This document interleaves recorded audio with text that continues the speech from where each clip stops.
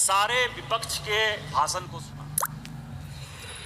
सारे विपक्ष के भाषण में असत्य, गुमराह करने वाले तथ्य, निराशावादी, डर और डर की जो पराकाष्ठा हो सकती है कि डर के आगे कुछ नहीं है, हम कभी जीत नहीं सकते, उस तरह के भाषण को देखा। यहां विपक्ष के नेता ने भाषण दिया, सभापति महोदया, मैं वो नहीं हूं जो हूं, जो मैं दिखता हूं वो मैं नहीं हूं। पिछले बार मैंने कहा था कि यहां प्रेत आकर भाषण देके चला गया। इस बार जो मुझे लगा उनके भाषण से कि एक फिल्म हमने देखी थी मिस्टर इंडिया, अनिल कपूर जो है किसी को दिखते नहीं है, फिर दिख जाते हैं। यदि लाल जो है कहीं दिखाई देगा तो वो मिस्टर इंडिया के अनिल कपूर हैं, जो दिखते हैं वो नहीं दिखते हैं, जो दिखते हैं वो नहीं दिखते। विपक्ष का क्या डर है सभापति महोदया, ये आप समझिए। गॉस्पेल ट्रुथ के आधार पर असत्य को सत्य बनाने की कोशिश कर रहे हैं। पूरा विपक्ष जो मुस्लिम की राजनीति करता रहा, आज हिंदू हिंदू चिल्ला रहा है। जिस लोकसभा से अवधेश, जिस लोकसभा से अवधेश पासी एमपी है, उसका नाम फैजाबाद है। किसी ने फैजाबाद नहीं कहा, सबने अयोध्या कहा। यही भारतीय जनता पार्टी की जीत है, यही मोदी की जीत है। और मैं प्रधानमंत्री जी को बधाई देना चाहता हूं, धन्यवाद देना चाहता हूं।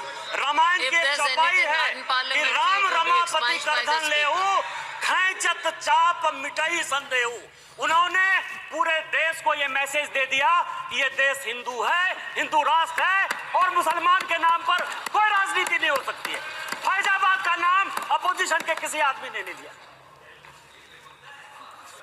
क्या सत्य है? इन्होंने कहा हमारे ऊपर ईडी आ गई, हमारे ऊपर सीबीआई आ गई, हम किसी से नहीं डरते। आप वहां चले गए, बांसवाड़ा चले गए, आपने क्या भाषण दे दिया, क्या जीत गए? मैं एक ऐसा शख्स हूं, अखिलेश जी सुनिए आराम से, मेरे ऊपर कांग्रेस और जेएमएम ने 44 केस किए। मेरे 80 साल 85 साल के माँ पिताजी के ऊपर केस हुए। गैलरी में मेरी वाइफ बैठी हुई है, मेरे बच्चे बैठे हुए हैं, उनके ऊपर केस हुआ, भाई के ऊपर केस हुआ।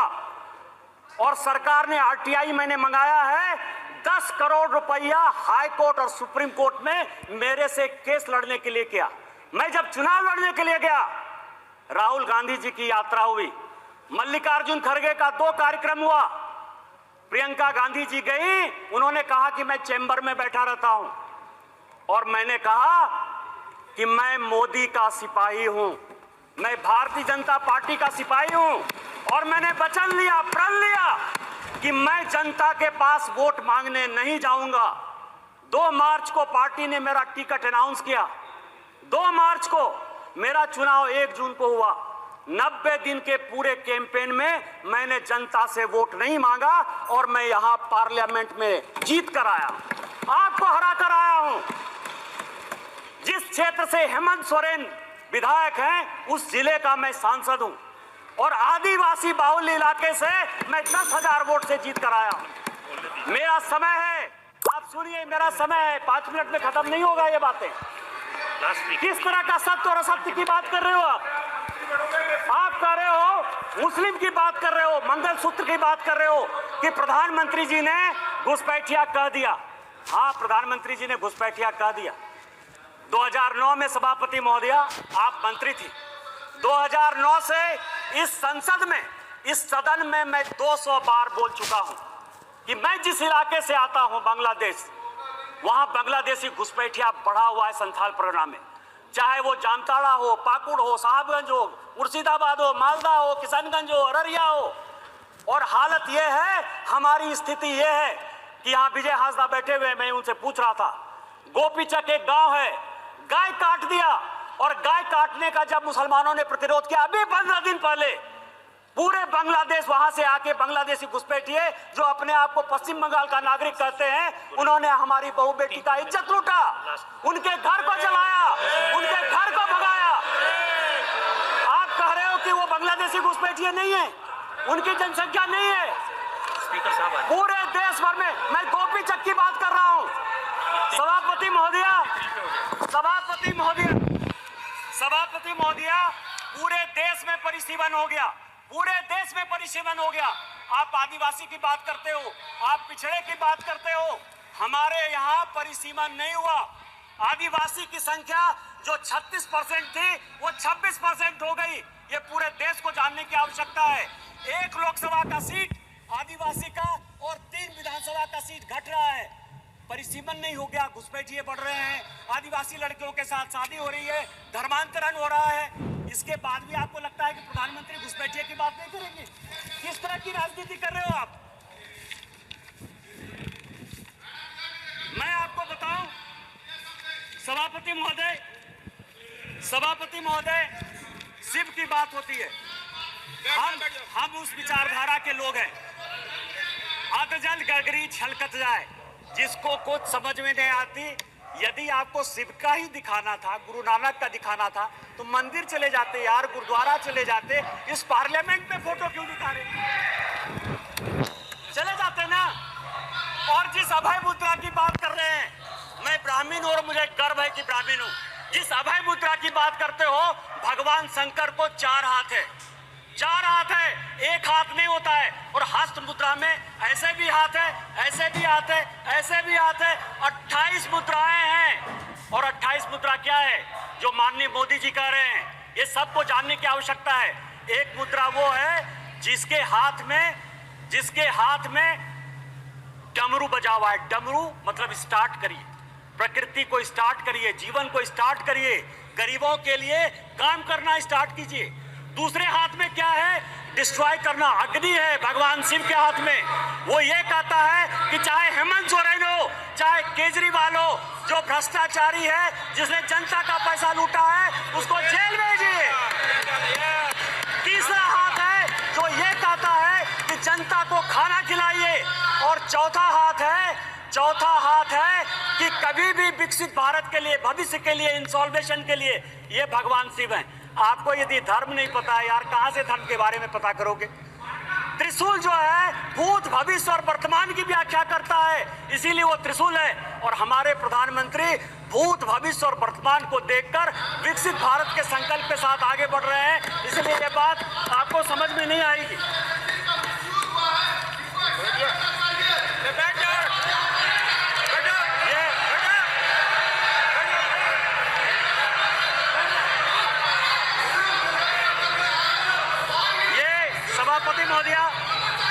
सभापति महोदया, ये संविधान की बात करती हैं। अभी मैंने कहा मिसा जी, मैं आपके बारे में बोला, उन्होंने कहा कि मैं बोलूंगा। मिसा भारती जब पैदा हुई तो जेल में थे। मेरे गुरु गोविंदाचार्य उस वक्त वो भी जेल में थे, राम बहादुर राय भी जेल में थे। और लालू जी को राम बहादुर राय ने सजेस्ट किया कि अपनी बेटी का नाम मिसा रखो, इसीलिए उनका नाम मिसा भारती। जिस किताब का विमोचन राहुल गांधी ने किया, MK स्टालिन की आत्मकथा का, उसमें सबसे बढ़िया टॉपिक क्या है सभापति महोदया पता है? कि इमरजेंसी में जो है मेरे पिताजी ने पुलिस को हैंडओवर कर दिया। और यहाँ बैठे हुए हैं अखिलेश यादव जी, इनके पिताजी के साथ मुझे काम करने का मौका मिला। और बड़े आदमी थे, इतने बड़े आदमी थे कि वो हमेशा कहते थे कि मैं तुम्हारा भाषण सुनता हूँ। उन्होंने मुझे इमरजेंसी की कहानी सुनाई कि जिस दिन इमरजेंसी गए तो उनकी वाइफ के पास जो है खाना खिलाने के लिए अपने परिवार के पास नहीं था। आप संविधान की बात करते हो, आपने कहा राज्य डिवीजन कर लिया। आपको पता है कि क्या हुआ? 7वां संशोधन 1956 में जब नेहरू ने किया तो उन्होंने कहा संविधान की आत्मा, आपने भी नरेंद्र मोदी कहा, इसलिए मैं नेहरू कर रहा हूं। मैं जानता था कि आप अटैक करो। Please address the chair. सभापति महोदया, 7वां संशोधन यह किया कि राज्य को कोई अधिकार नहीं होगा अपना बाउंड्री चुनने का। और यही कारण है कि 7वें संशोधन के बाद 14 राज्य और 6 यूनियन टेरिटरी बन गए। आप संविधान की बात करते हो, आप कहते हो संविधान बचाने की बात करते हो। संविधान की प्रस्तावना स्वर्ण सिंह कमेटी के बाद जब इमरजेंसी में सारे बड़े नेता, चाहे वो लालू प्रसाद जी हो, मुलायम सिंह यादव हो, करुणानिधि जी हो, अडवाणी जी हो, अटल जी हो, हेमवती नंदन बहुगुणा हो, कांग्रेस के चंद्रशेखर जी हो, बाबू जगजीवन राम हो, जब सारे जयप्रकाश नारायण, मैं MP की बात कर रहा हूं, ये सारे लोग जब जेल में बंद थे तो स्वर्ण सिंह कमेटी बनाई 1976 में। 42वां संशोधन हुआ उस 42वें संशोधन ने हमारे धर्म परायण देश को, हम धार्मिक हैं, हम हिंदू हैं, बिट्टू यहाँ बैठा हुआ सिख है, बुद्धिस्ट हैं, रिजू जी उन्होंने कहा कि हम बुद्धिस्ट हैं, ओवैसी बैठे हुए इस्लाम उनके लिए गर्व का विषय है। आपने हमारे देश को धर्मनिरपेक्ष कर दिया, रातों रात बदल दिया। आपने उसमें इंटीग्रिटी शब्द जोड़ दिया। पूरा देश जो है ईमानदार है, इसी कारण ईमानदारी से चलता है। आपने ईमानदार जोड़ दिया और आपने उसमें सोशलिस्ट जोड़ दिया। अरे कैसे सोशलिस्ट हो सकते हैं हम यार? कोई कम्युनिस्ट हो सकता है, कोई कैपिटलिस्ट हो सकता है, तुमने जो है सोशलिस्ट पूरे प्रेम्बल को बदल दिया और आप संविधान बनाने की बात करते हो। उन्होंने कहा कि जो हम कानून बनाएंगे, जो फंडामेंटल राइट हुए थे, जो हमने हमारे फोर फादर्स ने जो फंडामेंटल राइट्स दिए थे, उसके साथ आपने फंडामेंटल ड्यूटीज एक अलग शब्द जोड़ दिया। आप संविधान बनाने की बात करते हो। पूरा का पूरा 42वां संशोधन, उन्होंने कहा कि जो संविधान कानून बनाएगा, क्योंकि इंदिरा गांधी की सदस्यता खत्म हो गई थी, उन्होंने कहा कि हम फिर से रिइंस्टेट होकर देश के प्रधानमंत्री बन जाएंगे। आप मेरे ऊपर कोई क्वेश्चन नहीं कर सकते हो। लोकसभा के जो समय है, समय सीमा 5 साल, उन्होंने कहा अब 6 साल होगा। खाता न वही, इंदिरा गांधी जो कहे सही, संविधान वही है। अरे संविधान बचाने वाले यदि मोदी ने थे, मोदी ने संविधान बदला, 370 के लिए बदला, शेड्यूल कास्ट के लिए बदला, ओबीसी को संवैधानिक दर्जा देने के लिए बदला। और जब भी schedule caste, schedule tribe, OBC की बात होगी, हम संविधान बदलेंगे और हमको कोई संकोच नहीं। सवाल ये है, ये आर्य और अनार्य की बात करते हैं, ऋषि मुनि की बात करते हैं। राजा साहब, आप हमारे मित्र हो। मैं एक ऐसा आदमी था जो तिहाड़ में आपसे मिलने के लिए गया, कांग्रेस ने आपको जेल भेजा। आपको पता है कि गुरु वशिष्ठ, विश्वामित्र, अगस्त मुनि, ये कोई भी ब्राह्मण नहीं थे। रामायण, महाभारत, गीता लिखने वाले कोई भी ब्राह्मण नहीं थे। कोई भगवान ब्राह्मण नहीं है। रामायण वाल्मीकि ने लिखी, महाभारत वेद व्यास ने लिखा, चारों वेद और 13 उपनिषद सभी वेद व्यास ने लिखे, जो मछुआरे के बेटे थे। और चाहे वो ऋषि अगस्त हो, ऋषि कन्नन हो, आप जो है आर्य और अनार्य के बीच में। और आप ही के सांसद, कांग्रेस के सांसद 1952 में जिस कांग्रेस के सांसद रामधारी सिंह दिनकर को नेहरू जी संसद बनाकर लेकर आए, सांसद रहे, 12 साल रहे, देश के बहुत बड़े कवि, उन्होंने संस्कृति के 4 अध्याय लिखे। उस संस्कृति के 4 अध्याय में उन्होंने लिखा कि ना कोई आर्य है ना कोई अनार्य है। जो हरिजन, जो शेड्यूल कास्ट तमिलनाडु का है, वही कलकत्ता का ब्राह्मण है, और जो कलकत्ता का ओबीसी है, वही पंजाब का जो है सिख है। ये उन्होंने लिखा, कांग्रेस ने लिखा, आपके सांसद ने लिखा। हमें तो गर्व है, ये देश एक है, न जाति है न बिरादरी है। आप किस तरह की बात करते हो, जाति प्रथा की बात करते हो। मैं एक बात कहना चाहता हूं, यहाँ जितने बुजुर्ग लोग बैठे हैं, स्वागत राय दी बैठे होंगे, आज से 50 साल पहले किसी के किसी बड़े घर में, किसी गांव में कहीं कोई शौचालय नहीं होता था। चाहे बड़े परिवार की महिलाएं हो या छोटे परिवार की महिलाएं हो, वो खेत में जाती थी। तो जब खेत में जाती थी तो मेहतर प्रथा कहां से आ गया? जो मुगलों ने दिया, आप उसको सही मान रहे हो, और आप पूरे देश को जो है हिंदुत्व के नाम पर, आर्य के नाम पर, अनार्य के नाम पर, इस्लाम के नाम पर केवल गुमराह करने की कोशिश करते हो। ये गॉस्पेल ट्रूथ को बंद करो, ये कहना बंद करो, और देश को जो है साथ लेकर चलने की बात करो। बस मैं अंत में, सभापति महोदय, एक पॉइंट कि कल कहा गया कि स्पीकर साहब जो है झुक के प्रधानमंत्री जी को जो है अभिवादन किए और राहुल जी को ऐसे। आज मैंने एक फोटो देखा थल सेना अध्यक्ष का, वर्दी में कहा जाता है कि किसी को प्रणाम नहीं करना चाहिए। आज सारे अखबारों में थल सेना अध्यक्ष का फोटो छपा है और अपनी मां को पैर छू के वर्दी में प्रणाम करते हैं। तैत्तिरीयोपनिषद का एक श्लोक है, अभिवादनशीलस्य नित्यं वृद्धा पसेबिनः चत्वारि तस्य वर्धन्ते आयुर्विद्या यशोबलम। आपसे जो भी बड़े आदमी हैं, पद की, मर्यादा की कभी परवाह नहीं करिए। अभी पार्लियामेंट खत्म हुआ, मैं फरवरी की बात कर रहा हूं। जिस दिन पार्लियामेंट खत्म हुआ, मैं बाहर गाड़ी का वेट कर रहा था। मैं सबसे ज्यादा कांग्रेस पर अटैक करता हूं।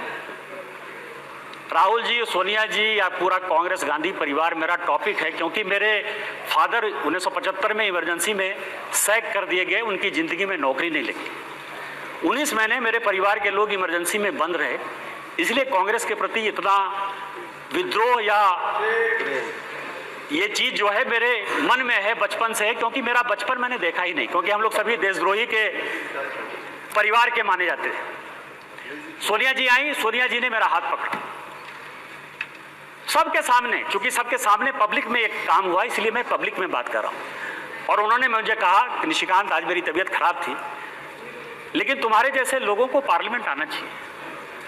मैंने प्रणाम किया उनको। मैंने ये नहीं सोचा कि वो सोनिया गांधी, वो बड़ी हैं। आप किस तरह के डिस्कोर्स में ले जाना चाहते हो? माननीय मोदी जी हमारे पार्टी के बड़े आदमी हैं। पार्टी टिकट दी तो ओम बिरला जो है इस कुर्सी पर बैठे। यदि उनको पैर छू के भी प्रणाम कर लेते ओम बिरला जी, तो उस कुर्सी की ताकत कम नहीं होती। आपको भारतीय सभ्यता और संस्कृति के बारे में नहीं पता है, और यदि भारतीय सभ्यता संस्कृति के बारे में नहीं पता है तो आप जिंदगी में कुछ नहीं कर सकते हो।